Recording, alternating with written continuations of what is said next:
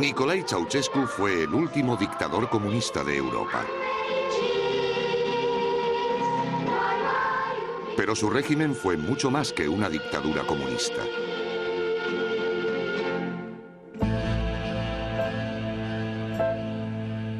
En el centro de la capital rumana se alza el palacio más grande del mundo. Parece un fastuoso monumento de un reino antiguo, pero tiene menos de 20 años.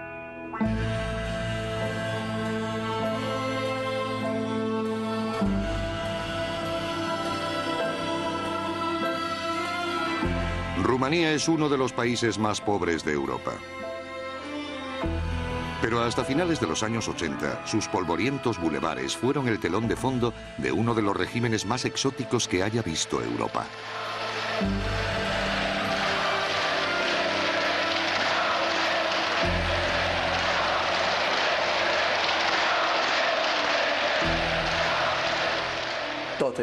Era teatro, un gran teatro.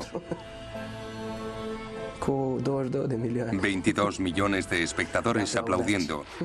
Nos apodábamos los aplaudidores. Solo había un artista, o quizá dos, una pareja.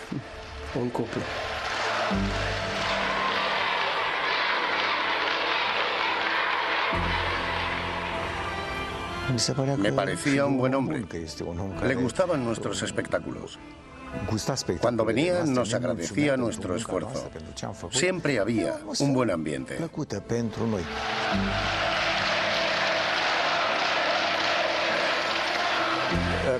No se deben sacar conclusiones precipitadas.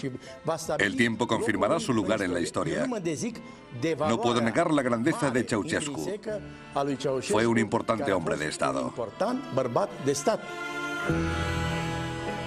La Rumanía de Nicolae Ceausescu era ensalzada con aparatosos espectáculos teatrales. Todo el país era el escenario. Cada habitante tenía su papel de figurante. Pero solo había una estrella. Nicolae Ceausescu, el rey del comunismo.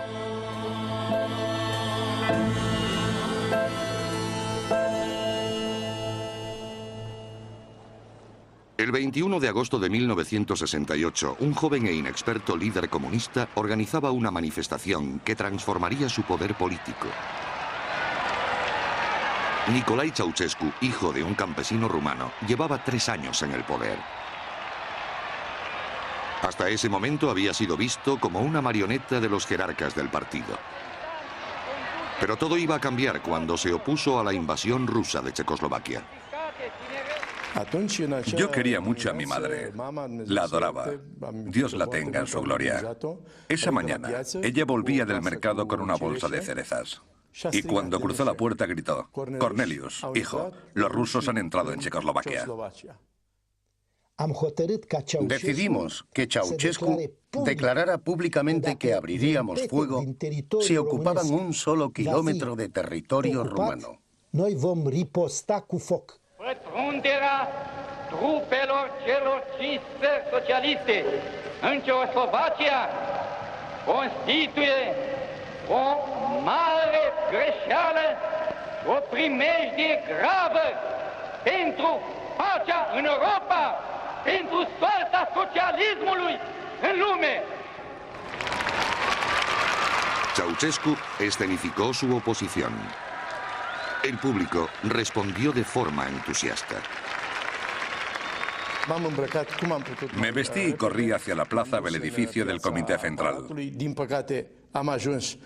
Lamentablemente, cuando llegué, la concentración acababa de terminar, pero pude palpar el ambiente. En ese momento me sentí orgulloso de ser rumano.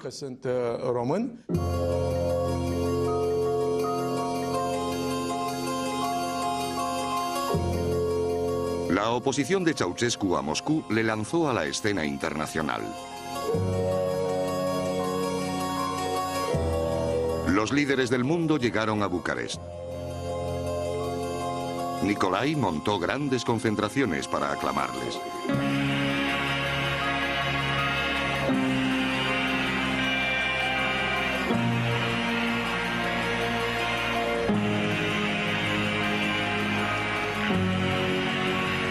Fue un espectáculo increíble, pero en el fondo era algo más que un espectáculo. Por primera vez un líder rumano se había convertido en estadista internacional. Gracias a su posición entre Oriente y Occidente, Ceausescu ayudó a preparar el terreno para el acuerdo de paz en Oriente Próximo. El mundo era su amigo y dentro del país inspiró un nuevo sentimiento de orgullo nacional. Ceausescu dio a los rumanos el sentimiento de que ya no eran una colonia soviética, que ya no eran esclavos de Moscú, que no eran un cero a la izquierda. Nos hizo creer que volvíamos a ser importantes en el mundo. Ceausescu describió su oposición a Moscú como un nuevo capítulo en la ancestral lucha de Rumanía por su independencia. Antes de él, las manifestaciones nacionalistas estaban prohibidas. Ahora las organizaba el propio partido. Țineți minte cuvintele lui Ștefan, care v-a fost pași până la adânci bătrânețe. Ceausescu participaba en las solemnidades rodeado de jinetes con atuendo medieval. Creía seguir los pasos de los reyes medievales que liberaron a Rumanía de ejércitos extranjeros. Ceausescu representó a esta nación con dignidad y honor. No iba a permitir que hordas de turcos, rusos, alemanes y austríacos pisotearan el país, como ya había ocurrido en el pasado. Recibió apoyo de muchos no comunistas. Los intelectuales nacionalistas respaldaron de forma entusiasta al nuevo líder. Lo llevaron al papel y así nació el culto a la personalidad de Nicolae Ceausescu. Your very existence is a miracle for man. Romanians, hungry and naked, have waited. When we say Ceausescu, we say Romania. When you speak, rocks turn to mountains. The name of this leader is universal. Traveling further than any of the other princes, circling the planet as a messenger of our values and the global aspirations for a better and just world. His name is Nicolae Ceausescu.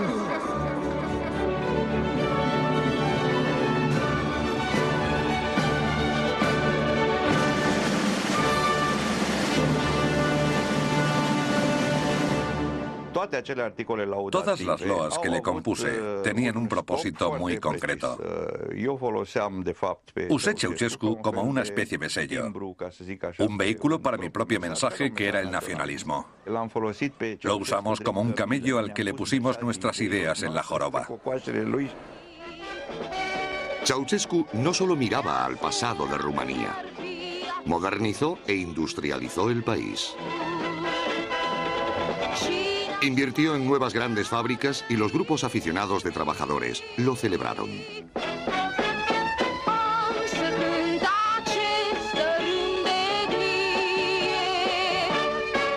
Los empobrecidos campesinos fueron trasladados a bloques de apartamentos recién construidos.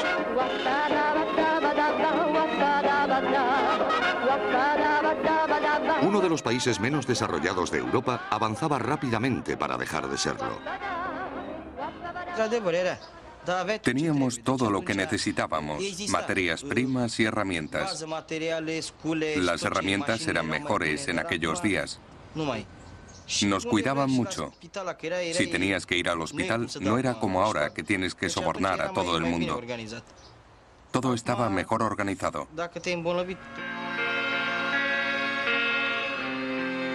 Los comunistas encargaron a numerosos artistas rumanos que pintaran retratos de su líder. Ningún dictador había aparecido nunca tan colorido. No había que ser partidario de Ceausescu para tomar el pincel. El partido ofrecía incentivos especiales. En mis pinturas, yo les transformaba en personajes. Me pagaron el metálico y me pagaron muy bien. Me arrepiento de no haberlo hecho más a menudo. Quizás habría ganado más dinero.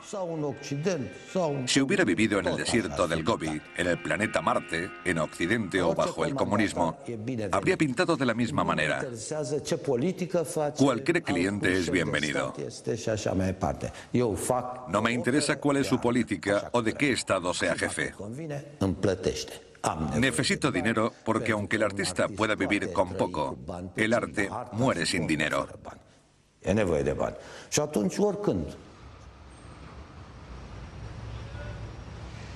Las ambiciones artísticas de Ceausescu iban más allá de los cuadros, las canciones y los poemas. Quería comunicar a una escala diferente. En estadios.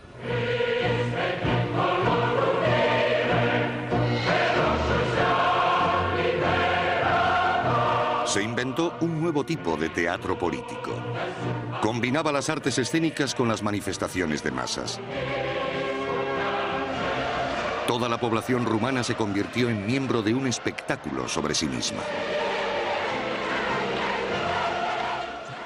Estas representaciones servían a un propósito político.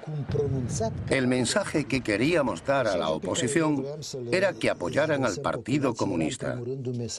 Nos dirigíamos a las personas con lemas, con ideas, como estamos construyendo una nación.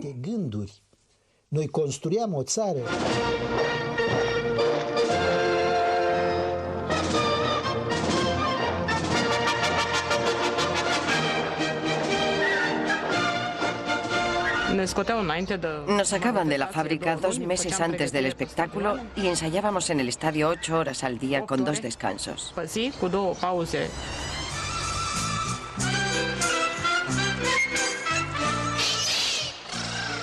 No había espectáculo o demostración en los que no actuara. El 23 de agosto, su cumpleaños, o el 1 de mayo, el Día del Trabajo. El 1 de junio, el Día del Niño, y el 2 de mayo, el Día de la Juventud. No pasaba un mes sin que participara en una de esas representaciones.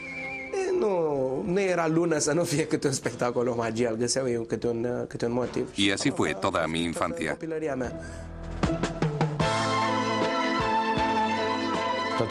Todo tenía que ser hermoso y con mensaje político. La cosecha tenía que ser grande. Los trabajadores tenían que trabajar contentos. Todo se expresaba con coreografía.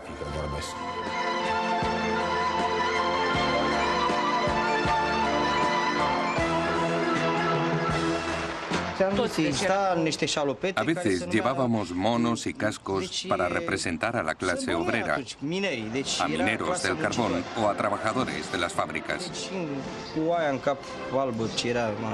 Otros vestían uniformes militares.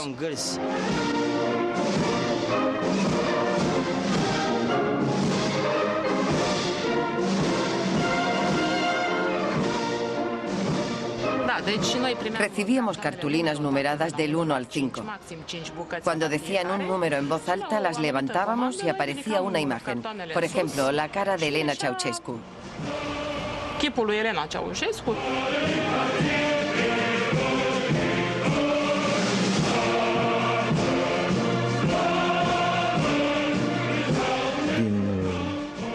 Alrededor del campo había unas marcas de colores.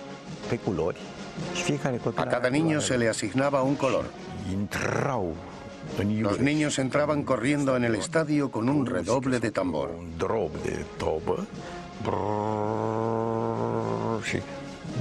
Cuando sonaba la señal se agachaban y se podía leer su nombre.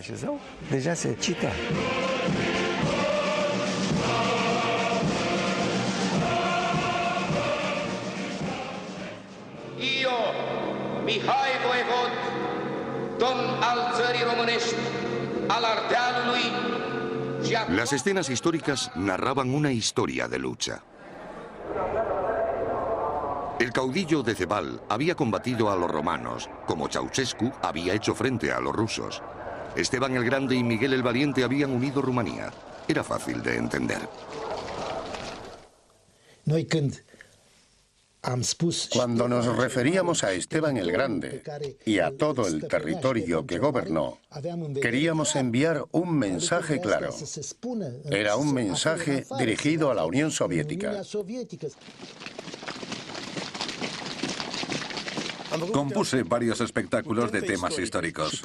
Los viejos generales rumanos lloraron durante la representación.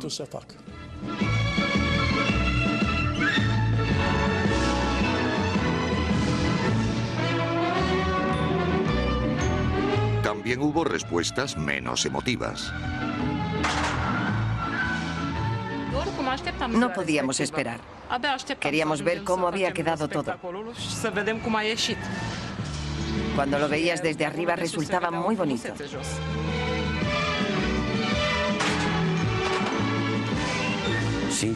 En honor a la verdad, disfrutaba mucho de aquellos espectáculos. Tomábamos el sol y comíamos juntos. Era muy bonito.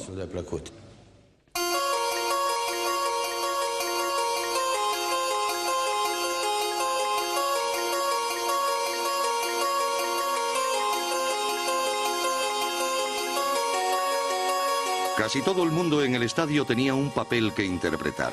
Ceausescu y el Comité Central eran meros espectadores. Pero al final del espectáculo, algo extraño ocurría. Todos los artistas y el público se daban la vuelta y aplaudían a Nicolae Ceausescu y su esposa. Los actores se habían convertido en público y el público en actores.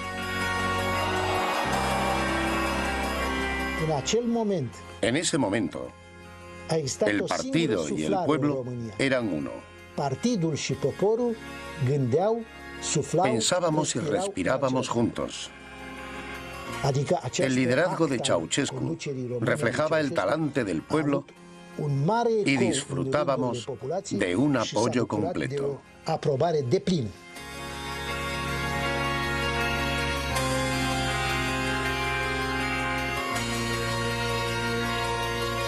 El nuevo simbolismo de los estadios se extendió primero al reino de la política. En 1974, Ceausescu juró su cargo como presidente de Rumanía. Para la ceremonia, los comunistas encargaron algunos objetos sorprendentes. Me invitaron a diseñar un cetro. Era un regalo para Ceausescu. Lo vi un tanto extraño.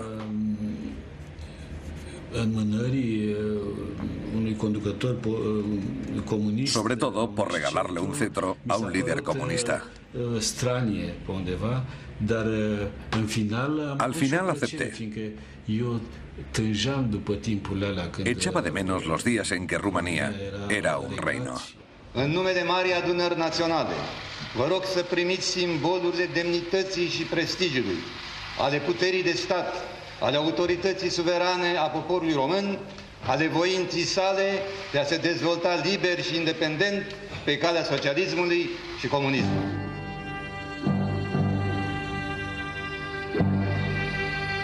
El líder comunista recibía el símbolo de la opresión feudal. El problema era que no se le podía entregar directamente en mano, ni siquiera envuelto en papel. Decidimos hacer un estuche de presentación.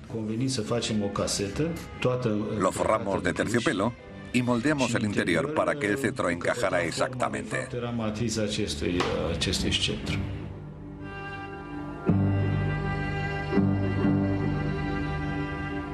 La concepción teatral de Ceausescu se extendía más y más. Los medios de comunicación reproducían la imagen de Rumanía representada en los estadios. Los periodistas solo tenían que seguir una sencilla regla. Los titulares eran de este tipo: logros majestuosos, la era de Nicolae Ceausescu, la era de los logros más importantes de la historia de Rumanía.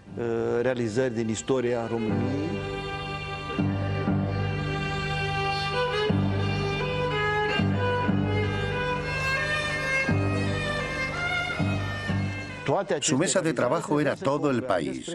Todos sus logros tenían que converger en la cima de la pirámide. Él era el jefe de Estado, líder del partido, jefe del ejército. Él era Nicolae Ceausescu.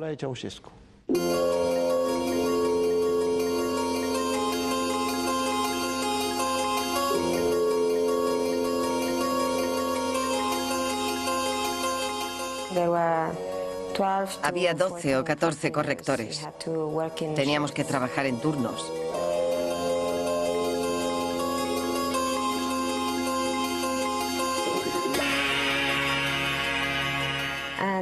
La labor principal era leer todos los artículos y asegurarnos de que todas las palabras estuvieran bien escritas. Y especialmente los nombres de Nicolae y Elena Ceausescu.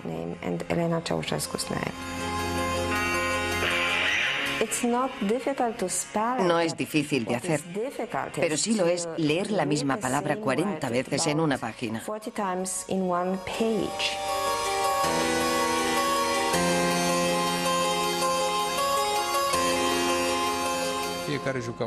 Todo el mundo interpretaba un papel.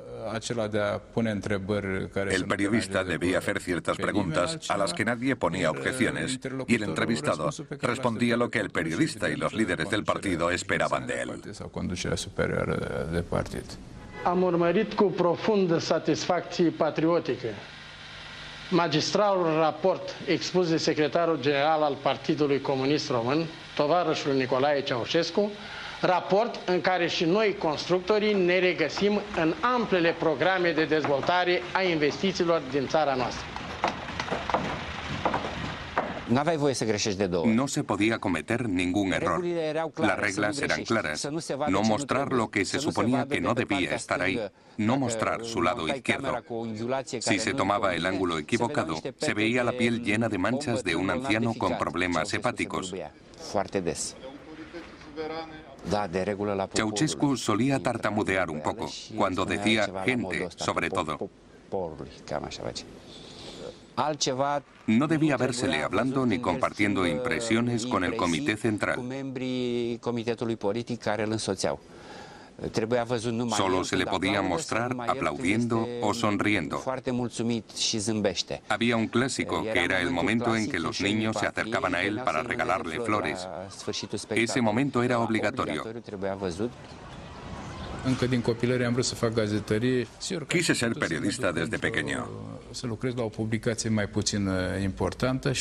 Podría haber trabajado en un periódico menos importante y probablemente me hubiera sentido más respaldado.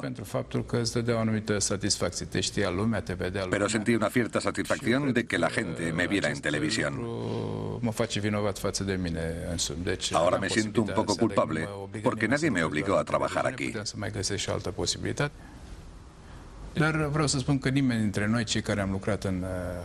Todos los que trabajamos en el aparato de propaganda fuimos un poco cómplices.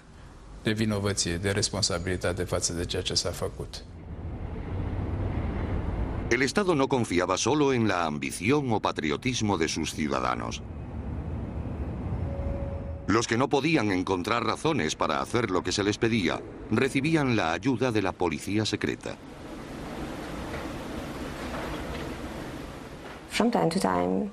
De vez en cuando se escapaban erratas. En lugar de su nombre, Nicolae, se colaba Nicolae. Y en rumano eso es algo pornográfico.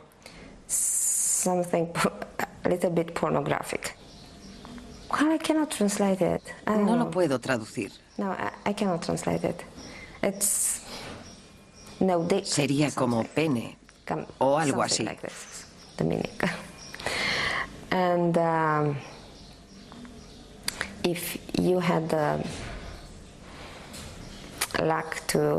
Si tenías la mala suerte de cometer tal error, podías estar seguro de que la policía te interrogaría.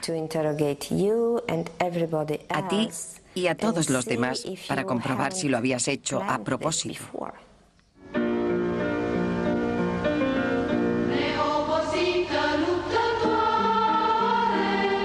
La esposa de Ceausescu, Elena, disfrutaba de su propio papel en el teatro viviente de Rumanía. Había dejado el colegio a los 14 años con buenas notas en costura. Pero los medios de comunicación rumanos se vieron forzados a darle un toque más intelectual.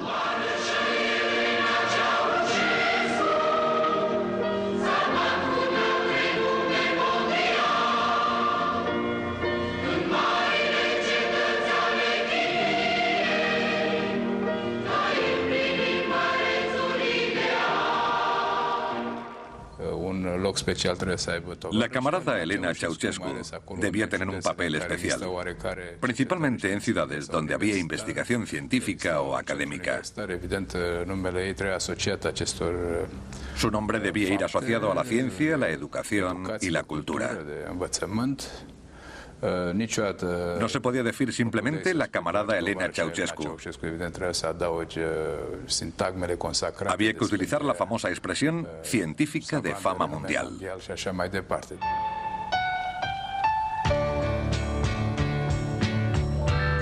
Igual que hicieron con su marido, los poetas la adularon.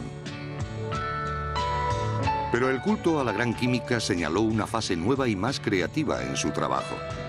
Con Nicolai, los poetas exageraban. Con Elena, inventaban directamente. This day of yearning and glory is inscribed in the calendar, cast in letters of gold and garlanded with lavender. For this is the day on which Romania gave birth to a woman we all know is without equal on earth. Soy culpable de haberle compuesto algunos poemas. Pero no fue por mi carrera.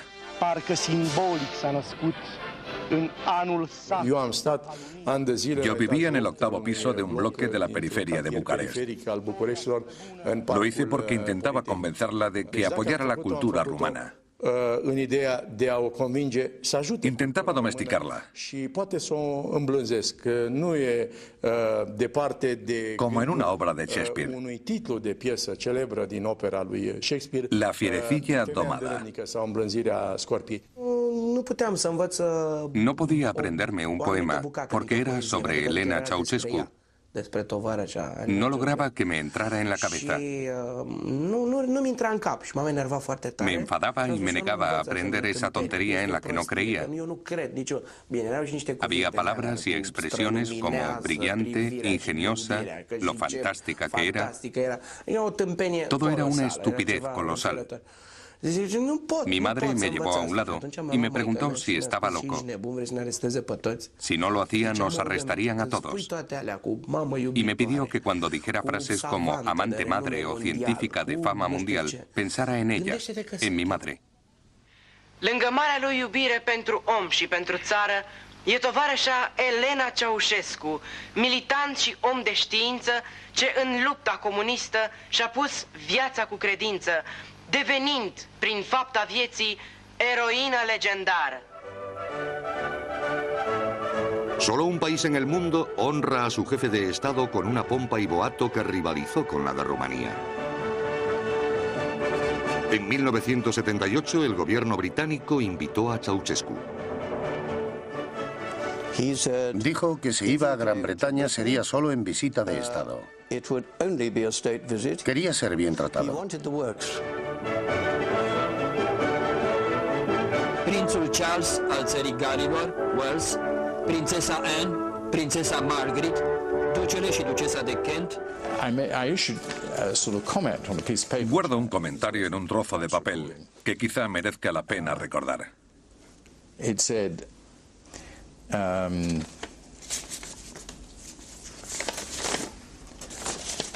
Mi secretario privado dijo, el doctor Owen ha comentado sobre esta visita, ¿quién aprobó esto?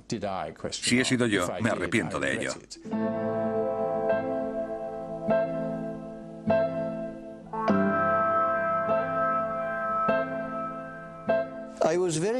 Yo estaba muy nervioso cuando salimos de la estación Victoria y había que hacer el trayecto en el carruaje.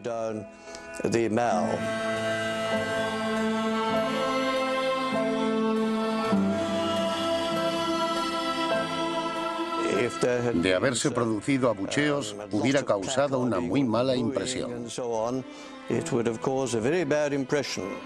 Ceausescu había sido invitado a Gran Bretaña con la esperanza de que comprara aviones. El anunciado éxito económico de Rumanía iba a ser puesto a prueba en el mundo real. Las negociaciones con British Aerospace y otras empresas asociadas fueron un horror absoluto de principio a fin. Rumanía es un país muy pobre y trataban de alcanzar un gran acuerdo, pero estaban obligados a disponer de dinero para pagar. Introdujeron algo que llamaron acuerdos de compensación. Gracias a ellos, en vez de pagarnos en metálico, se ofrecían a hacerlo con lo que ya no le servía a nadie. Podían ser naranjas, nabos, tuberías de plomo o cualquier otra cosa.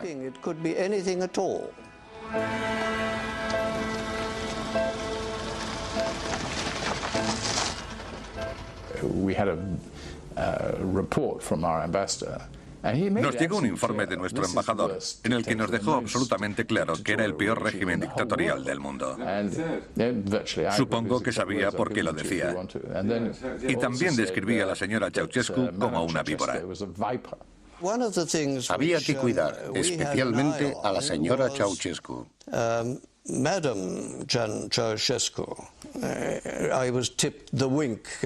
Bucarest me habían dicho que había que tenerla contenta. Era una química muy competente, hasta donde yo sabía. En cualquier caso, tenía fama de ser buena. Le entregaron algún tipo de diploma. Creo recordar que era del Real Instituto de Química. A ella le encantó la visita.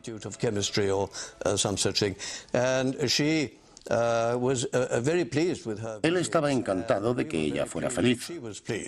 Y nosotros estábamos felices de que ella estuviera encantada.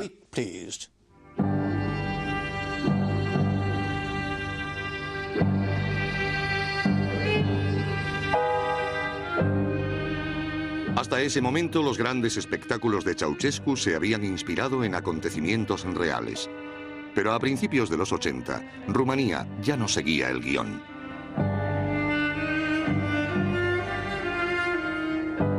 Las nuevas fábricas se habían quedado obsoletas. La crisis del petróleo encarecía la energía. Había escasez de alimentos y cortes de electricidad. Pero también había una solución: reescribir la realidad.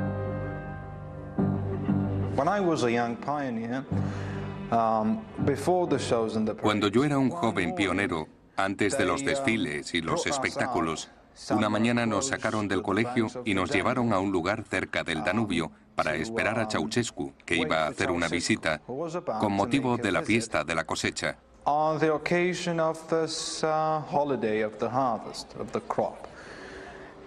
Nos tuvieron esperando hasta las 6 de la tarde, hasta que al final hizo aparición en su helicóptero.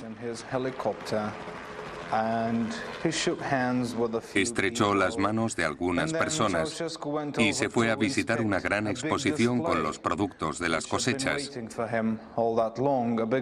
excepto algunos de ellos como maíz, repollos y melones. El resto estaban hechos de poliestireno y madera, materiales parecidos al plástico, pintados para darle buen aspecto.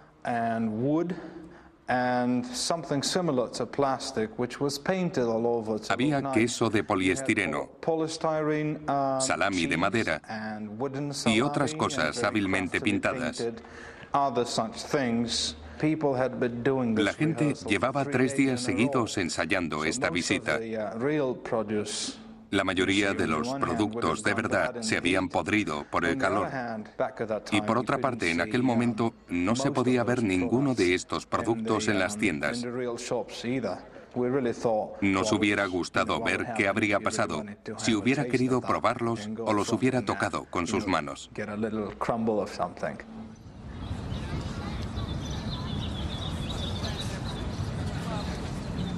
Según los periódicos, la economía rumana seguía creciendo rápidamente.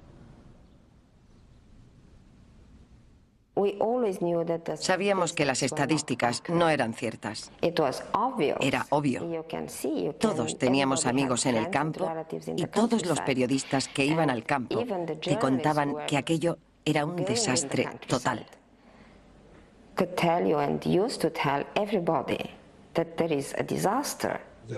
¿Se podía confiar en las estadísticas que daba Ceausescu en los años 80? ¿Qué estadísticas? ¿Por qué basarlo todo en estadísticas? Si alguien pregunta si eran reales, le diría que había que basarse en hechos. No había suficiente agua para lavarnos. La gente no tenía bastante papel higiénico, ni jabón. Y solo se podía comprar una cierta cantidad de pan. Quería demostrar que nuestra producción agrícola era mayor y mejor que la de los soviéticos. Por eso, en ciertos casos muy concretos, algunos de esos informes no se correspondían con la realidad.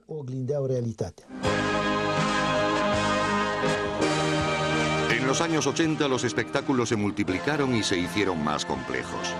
En aquellos tiempos difíciles, la cúpula comunista los miraba con otros ojos. En su día habían sido un instrumento de persuasión. Ahora eran una fuente de consuelo. En honor a la verdad, creo que a una gran parte de la población le gustaban esos espectáculos. Eran de buen gusto. En ellos trabajaban los mejores directores, lo mejor del teatro y los mejores poetas.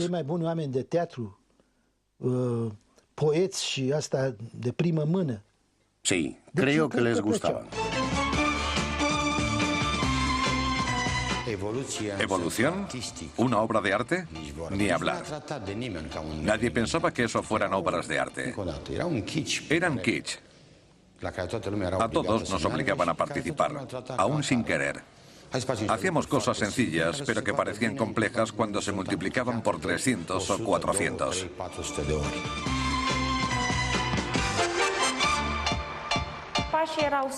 Los pasos eran muy sencillos. Íbamos segando así.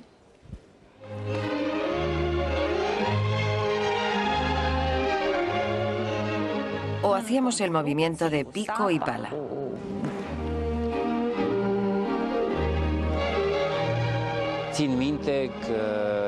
El 23 de agosto se hizo una escenificación sobre Decebal y Trajano. Trajano tenía que matar a Decebal. Cuando vi el ensayo empecé a pensar cómo podría emitirlo por televisión. En el momento en que el actor clava su espada a Decebal, hice un plano abierto para que la gente no viera el horror de esa escena. Y no digo horror porque fuera violenta, sino porque actuaba muy mal.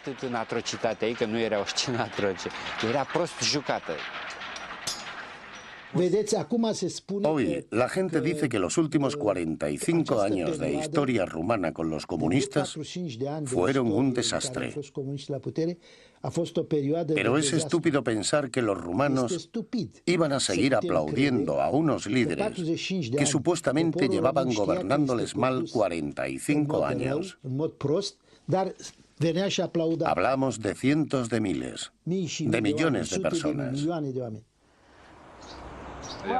Claro que había que cantar, no había elección. Siempre había alguien del partido en medio. ¿Cómo se llamaban? Activistas. Activistas. Había uno por cada 5 o 6 personas con las consignas que había que cantar o gritar. Si decías cualquier otra cosa, te arrestaban allí mismo. Si no aparecías, te castigaban. Te descontaban dinero de la paga y podían bajarte de categoría.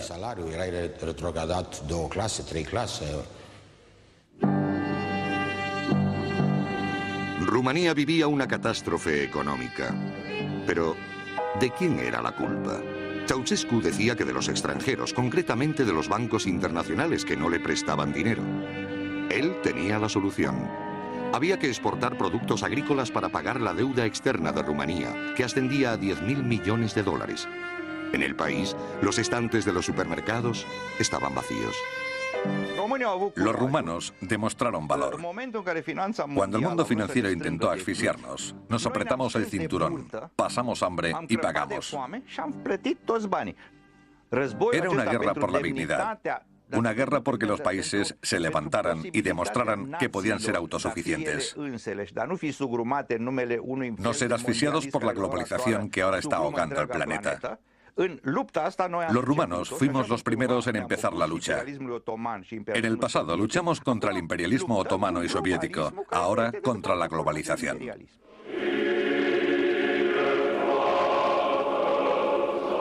Un día de mayo de 1983 se estrenaba un nuevo musical en Bucarest. Por primera y única vez un actor encarnaba a Ceausescu.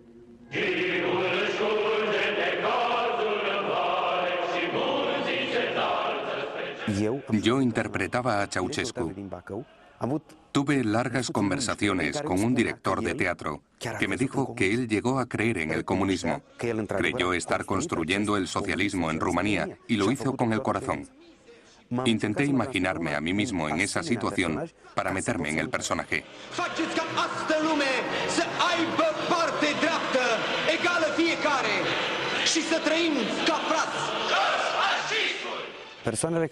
Había agentes de la seguridad del Estado. Todos necesitaban un pase para entrar y te cacheaban en la entrada.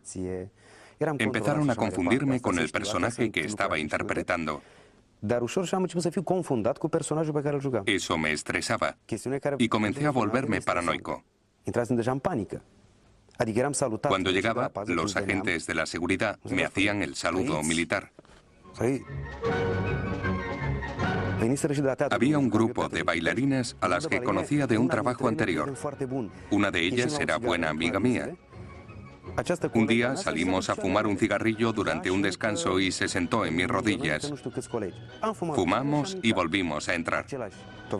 Entonces vino un coronel y me dijo que tuviera un poco más de cuidado. Porque yo no era como los demás. Y era una vergüenza que al camarada Ceausescu se le viera con una bailarina en el regazo, porque se podía malinterpretar la situación.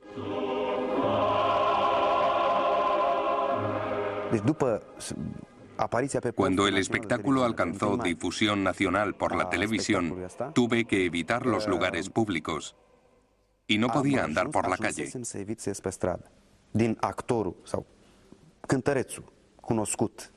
Había pasado de un actor y cantante desconocido para la mayoría del público a ser el gran Ceausescu. Algunas personas me miraban con repulsión por la calle. Me decían, te hemos visto interpretar a Ceausescu.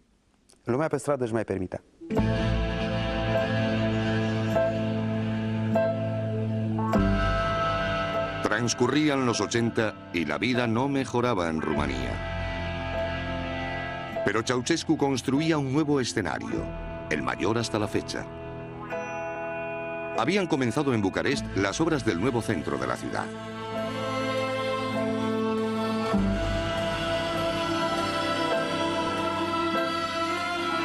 Fueron destruidos muchos edificios históricos.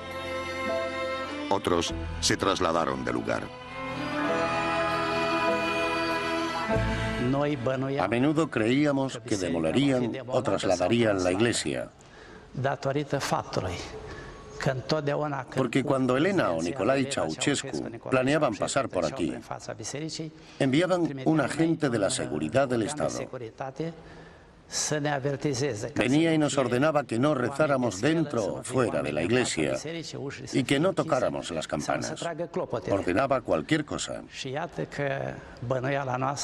Finalmente, en 1986, Nicolae Ceausescu decretó que la iglesia debía desplazarse 23 metros más atrás y que se construyera un bloque de apartamentos alrededor para que no pudiera ser vista desde la calle.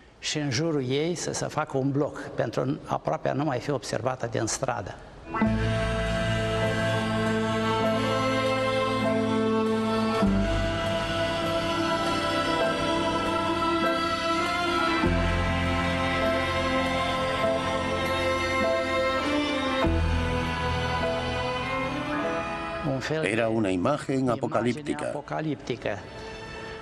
Había excavadoras en las verjas de la iglesia. Había hordas de obreros y montones de escombros.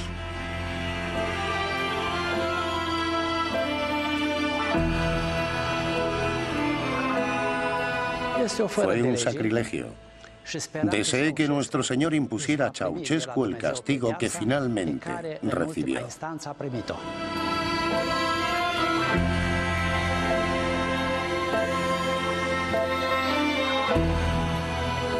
Ceausescu seguía su guión. Un rey antiguo guiaba a su pueblo hacia una era moderna.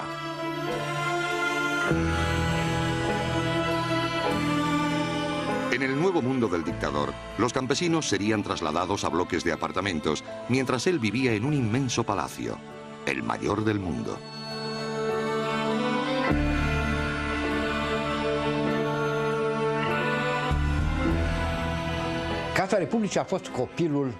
El palacio era obra de Ceausescu. Llegaba a visitarlo hasta 3 veces al día, incluso los domingos. Se consideraba constructor y diseñador de esta edificación faraónica. El palacio de Ceausescu estaba cerca de nuestra casa. Vivíamos en casas antiguas y eso le sorprendió mucho. Dijo que parecíamos un poblado de gitanos. Entonces nos dijeron que las iban a demoler. No quedó un centímetro del palacio sin adornos. Se decoró tanto como fue posible.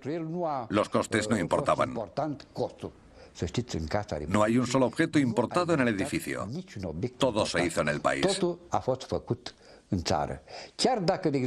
Si necesitábamos un solo objeto del extranjero, construíamos una fábrica para hacerlo, porque no nos estaba permitido importar nada.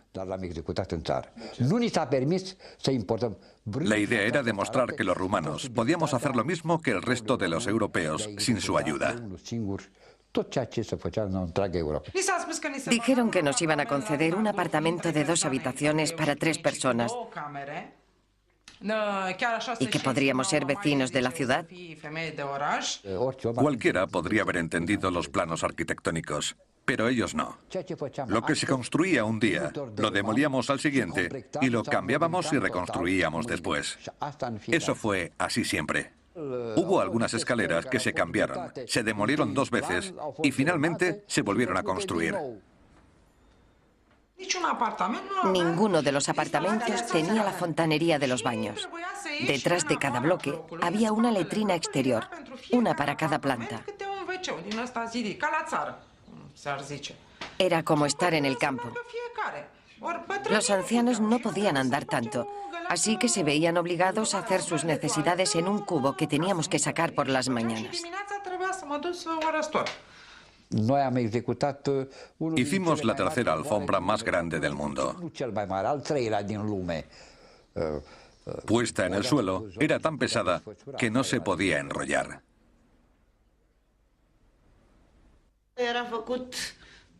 Tendrían buen aspecto, pero no eran más que unas cuantas paredes prefabricadas.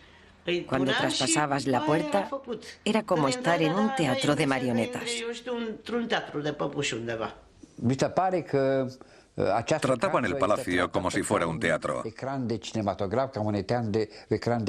en lugar de una gran representación. Porque en un teatro no hay nada real. No deja de ser un escenario con unos decorados pintados.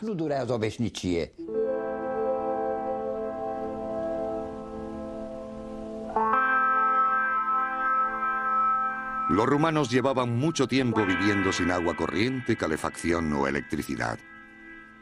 Hacían colas para todo.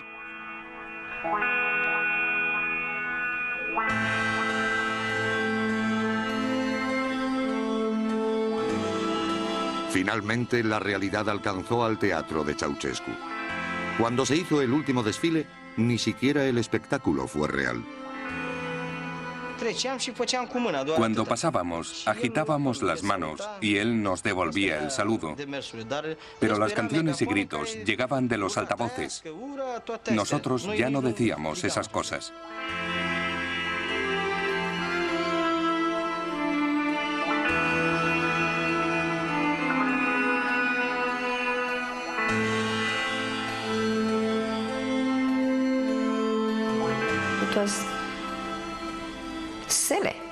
Fue absurdo. Una tontería. Todo estaba en una cinta. Nadie aplaudía ni gritaba nada. Todo era grabado. Estábamos llenos de ira. Hacíamos cola toda la noche para comprar carne. Y al día siguiente teníamos que ir a adorar a nuestros líderes.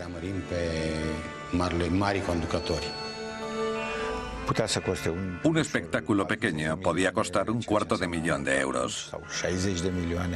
Era mucho dinero en aquel momento. No nos gustaba aquel régimen. Queríamos algo mejor. Estábamos hartos de tanta propaganda patriótica en televisión.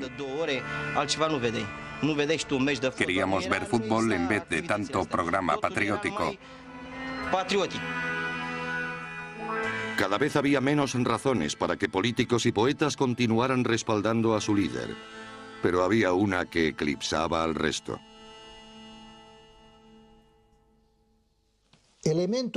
Lo que me convenció para quedarme en el gabinete de Ceausescu en aquel momento fue que tuvo el valor de representar a Rumanía con dignidad y que se opuso a la hegemonía soviética hasta el último momento.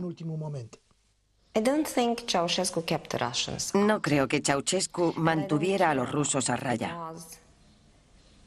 Y tampoco me importa porque si me fijo en Hungría, Checoslovaquia o incluso Bulgaria, creo que la ocupación rumana fue peor que la rusa.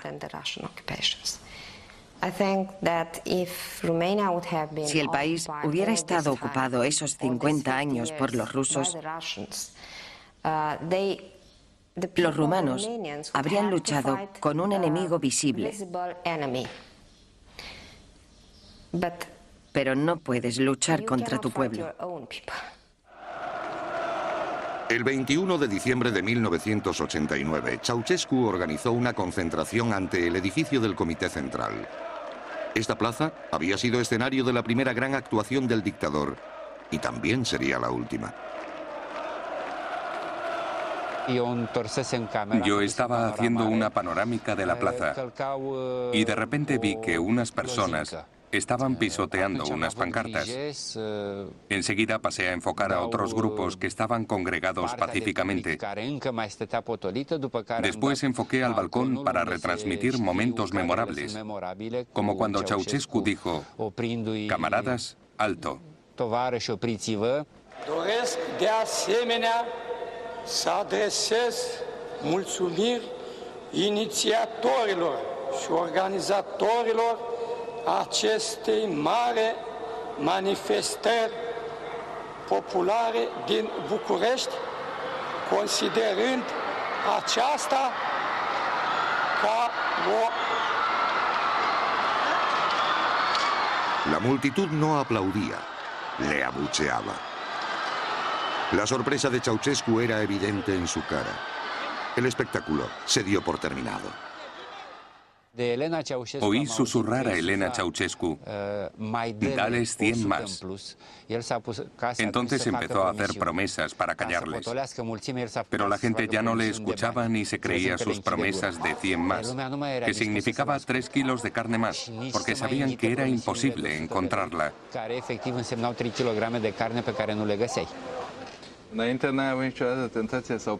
¿Se sintió tentado de mostrar las imágenes de la gente pisoteando las pancartas?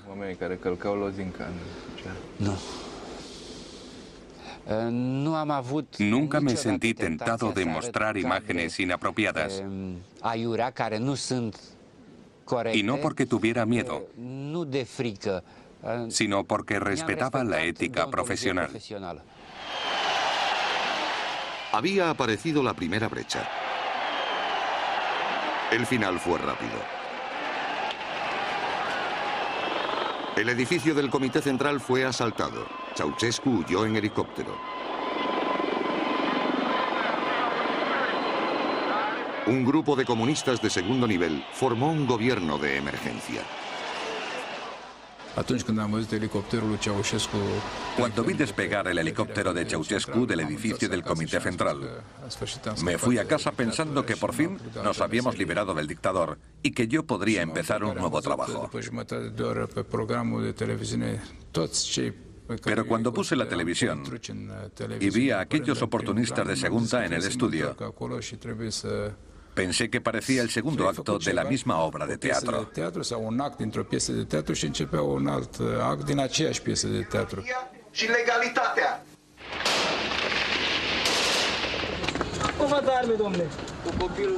Había peleas en las calles entre los revolucionarios y las facciones aún leales al dictador.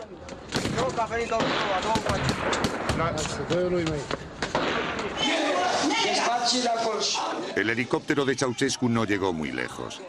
Él y su mujer fueron capturados y juzgados por un tribunal nombrado por el nuevo gobierno. Fue un juicio sin ningún valor legal. Duró 2 horas. Los Ceausescu, declarados culpables de corrupción y de la destrucción de la economía rumana, fueron fusilados.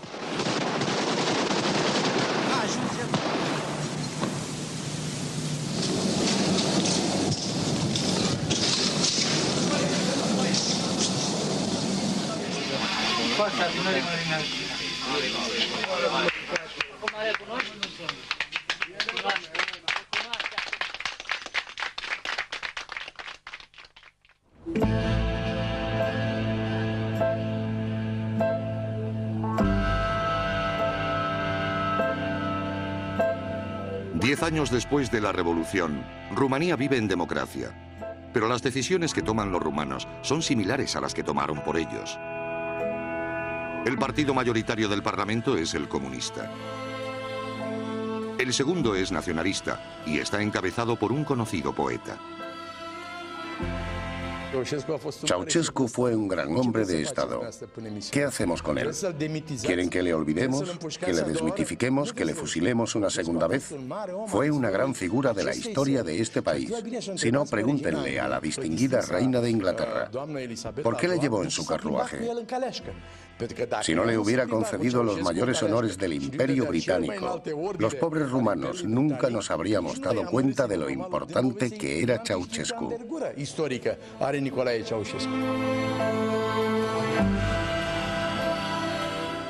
Si Ceausescu volviera de entre los muertos, tendríamos que volver a hacerlo todo igual y también tendríamos que volver a matarle.